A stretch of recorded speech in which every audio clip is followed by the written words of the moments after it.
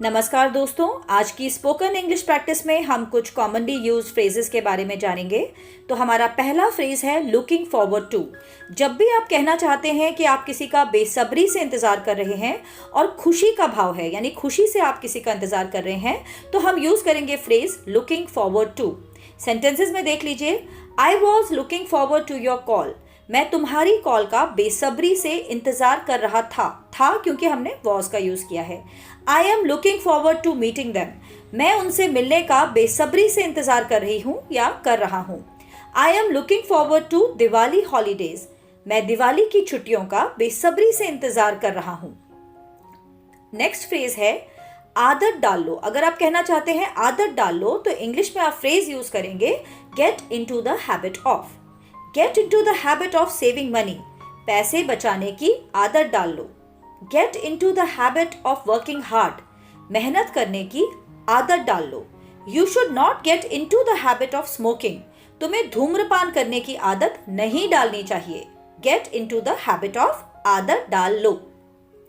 अब नेक्स्ट है this is what. ये फ्रेज हम यूज करते हैं जब हम कहना चाहते हैं यही तो, या फिर इसी बात की तो।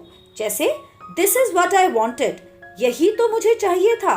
This is what I wanted to ask. यही तो मैं पूछना चाहता था। This is what I am concerned about. इसी बात की तो मुझे चिंता है, या फिर इसी बात का तो रोना है।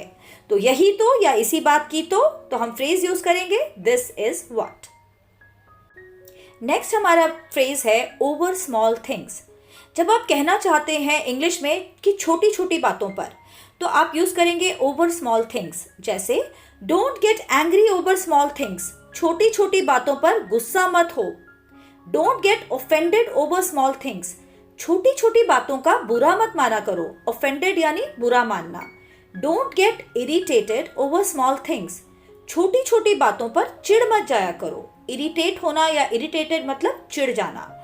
नेक्स्ट इज कुछ नहीं हो सकता। अगर आप कहना चाहते हैं इसका कुछ नहीं हो सकता, उसका कुछ नहीं हो सकता, तो इंग्लिश में हम फ्रेज यूज करते हैं नथिंग कैन बी ऑफ। जैसे nothing can be of you. तुम्हारा कुछ नहीं हो सकता। Nothing can be of you two. तुम दोनों का कुछ नहीं हो सकता। Nothing can be of this phone. इस फोन का अब कुछ नहीं हो सकता। तो कुछ नहीं हो सकता जहां पर बोलना है वहां बोलेंगे नथिंग कैन बी ऑफ। अच्छा, अगला हमारा फ्रेज है व्हेनेवर इट इज सीन। जब भी आपको इंग्लिश में बोलना है जब देखो, तो आप यूज करेंगे व्हेनेवर इट इज सीन। जैसे whenever it is seen he is sleeping. जब देखो वो सोता ही रहता है। Whenever it is seen you are playing. जब देखो तुम खेलते ही रहते हो। Whenever it is seen you are using your phone. जब देखो तुम अपने फोन पे ही लगे रहते हो। तो जब देखो के लिए इंग्लिश फ्रेज है व्हेनेवर इट इज सीन। हमारा अगला फ्रेज है आदत होना। अगर आप बोलना चाहते हैं इंग्लिश में, तो फ्रेज यूज करेंगे यूज टू। जैसे she is use to working hard. उसे मेहनत करने की आदत है। I am use to taking morning tea. मुझे सुबह की चाय पीने की आदत है। I am use to getting up early in the morning. मुझे सुबह जल्दी उठने की आदत है। आदत होना यानी यूज टू। किसी के कहने पर यानी किसी की आज्ञा देने पर, इसके लिए हम इंग्लिश में फ्रेज यूज करते हैं एट समवन्स बेहेस्ट, यानी किसी की आज्ञा देने पर या किसी की बात जो आप टाल नहीं सकते। जैसे I am going there on your behest. मैं तुम्हारे कहने पर वहां जा रहा हूं। The meeting was called at principal's behest.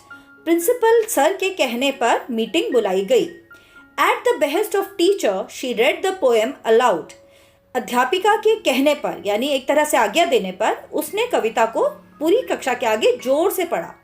तो किसी के कहने पर जहां पर आज्ञा देने का भाव हो, तो फ्रेज यूज होता है एट समवन्स बेहेस्ट।